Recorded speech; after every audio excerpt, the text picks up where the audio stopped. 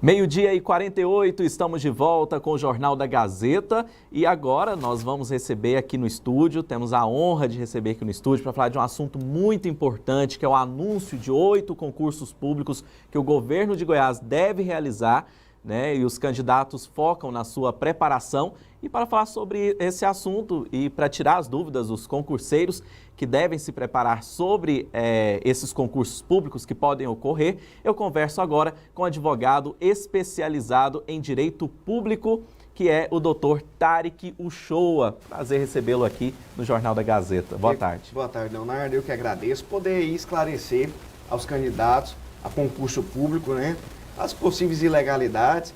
E esse ano eu digo que é a era de ouro dos concursos públicos, né? Nós viemos aí de uma recessão aí de 2020 a 2021, praticamente houve uma diminuição de concursos, mas esse ano aí é a vez aí desses candidatos aí pleitearem uma vaga.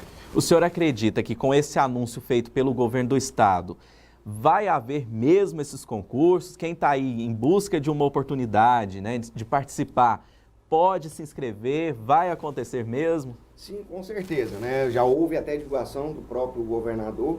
E esse ano é um ano de eleição, então muitos candidatos usam esses concursos como plataforma política. Aí a vedação dos 3 meses que antecedem as eleições e não poder haver nomeação. Mas concurso, esse ano, como eu disse, é a era de ouro dos concursos públicos. O que acontece hoje em dia é que muitas pessoas estão buscando, né, o entendimento do direito, estão buscando um auxílio, porque às vezes a pessoa passa no concurso público, né, ele consegue lá ser aprovado, e o cargo público disponibiliza a área de atuação dessa pessoa que passou no concurso e ela não é chamada, né, e o governo vai e nomeia, não estou dizendo que é o caso, né, mas isso pode acontecer, do governo ir nomear uma pessoa que não é concursado. Essa pessoa que passou no concurso, ela tem o direito? Sim, veja, a gente chama isso de preterição da vaga, né?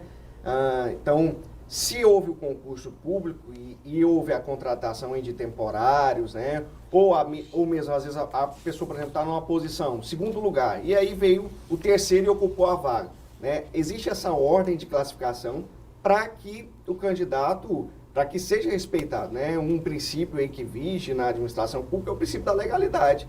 Então, a administração pública, a banca examinadora, eles têm que observar o que está previsto em lei e a ordem de classificação. Então, se houve aí, excepcionalmente, a contratação de temporários, então, há sim direito desse candidato ser nomeado. E qual é a maior dúvida do cliente quando vai buscar o direito com relação ao concurso? Olha, Leonardo, existem eu falo que pode acontecer de tudo e nada quando se trata de concurso público, né?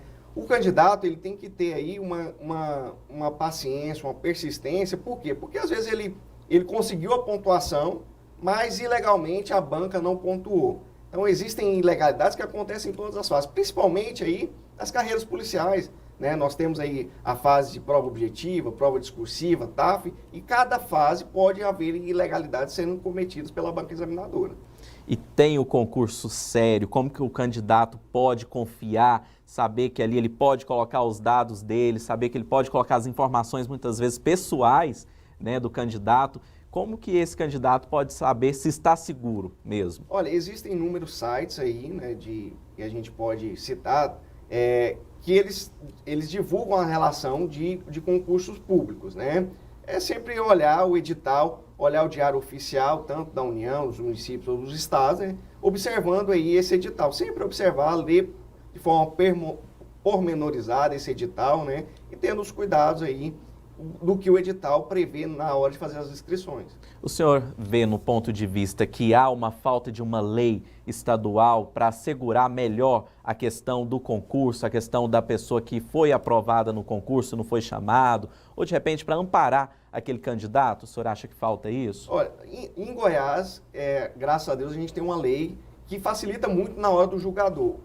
Porque o que acontece? Muitas vezes há ilegalidade, o candidato ele recorre ao judiciário e o judiciário fala, olha, eu não posso intervir na decisão da administração pública. Mas aqui em Goiás nós temos uma lei específica, inclusive ela às vezes é usada como modelo, né? Que essa lei específica ela traça aí as hipóteses de ilegalidade e como o judiciário deve atuar nesses casos. Certo. E hoje, assim, analisando todo o contexto, As pessoas estão buscando mais conhecer do direito? Com certeza, Leonardo. Principalmente o candidato a concurso público. Eu digo que é um sonho, né? E esse sonho, ele não pode ser menosprezado, ele tem que ter um cuidado muito grande. E aí, muita gente procura, assim, o advogado especializado em concurso público, em direito público, para resolver quando há uma dúvida, há um questionamento da ilegalidade ou não numa prova de concurso público. E qual é a dica que o senhor deixa, né, para os telespectadores que estão pensando em fazer um concurso, que muitas das vezes pode acontecer de ter alguma frustração no meio do caminho, né, o que deve fazer? Olha, é como todo sonho, né, Leonardo? É persistência e consistência. Havendo ilegalidade, é procurar um advogado especializado em concurso público ou concurso público, direito público, né? Acontece, é o que eu digo, quando você tem, por exemplo, um problema nos olhos, você não procura um cardiologista, você procura um oftalmologista. Então, procure o advogado especializado em concurso público, que ele vai poder te orientar de possíveis ilegalidades e de socorrer-se ao judiciário para resolver essas ilegalidades. A Ana Cristina está acompanhando o nosso jornal lá em Trindade. Ela está falando aqui que passou no concurso público, né, há mais de 10 anos e nunca foi chamada. O que ela deve fazer? Esse concurso tem validade? Ou existe aquele concurso que ele perde a validade, doutor? É preciso verificar o caso dela específico. Eu agradeço a pergunta. É preciso se ela passou no cadastro de reserva ou se ela passou dentro do número de vagas, né? Se ela passou apenas no cadastro de reserva, há uma expectativa de direito. Não há um direito propriamente dito, né? Então, se ela passou dentro do número de vagas, há ainda como pleitear, né? Agora, se ela passou dentro do cadastro de reserva, só há uma expectativa. Aí precisa analisar o caso concreto para verificar. Mas existe essa questão de validade do concurso público? Por exemplo, lança um concurso, aí não, por exemplo, ocupam as vagas, ficam faltando alguns candidatos e aí se arrasta anos. Existe isso que assegura, no caso, um estado, uma prefeitura? Sim, normalmente a validade vem prevista no edital. Normalmente é 2 anos, prorrogar por mais 2. E aí você, a partir do fim da validade, que você começa a contar se ainda há direito. Aí você conta aí uns 5 anos, né? Para ver se a pessoa ainda tem direito. Se ainda está dentro desse prazo de 5 anos depois da validade do concurso, ela ainda tem direito a ser nomeada. Ou seja, é importante guardar ali o edital, né? Guardar todos os documentos, reunir tudo aquilo e sempre deixar consigo. Sim, com certeza, é guardar. O comprovante de inscrição, né? O site em que ela fez a inscrição, é importante isso, né? E aí a gente precisa analisar cada caso, no caso dela, né? Se era cadastro de reserva ou se foi dentro do número de vagas. O Marco Antônio está na Vila Brasília, em Aparecida de Goiânia. Ele está dizendo que passou, foi aprovado em concurso público, porém aconteceu aquele caso de chamar pessoas, no caso ele colocou aqui que chamou uma pessoa que não foi aprovada no concurso para a área dele. O que ele deve fazer? Nós tivemos o caso da pandemia, precisa ver se esse cargo, ele trata das exceções da pandemia, né? E verificar se houve preterição, é socorrer-se ao judiciário para que haja a nomeação dele, né? Mas, como eu disse, é preciso verificar o caso concreto. Mas se houve preterição, né, alguém ocupando de forma ilegal esse cargo público, ele pode socorrer-se ao judiciário para requerer a sua nomeação. Levando os documentos. Sim, claro. Que comprova. Sim, com certeza. Sempre os documentos, né?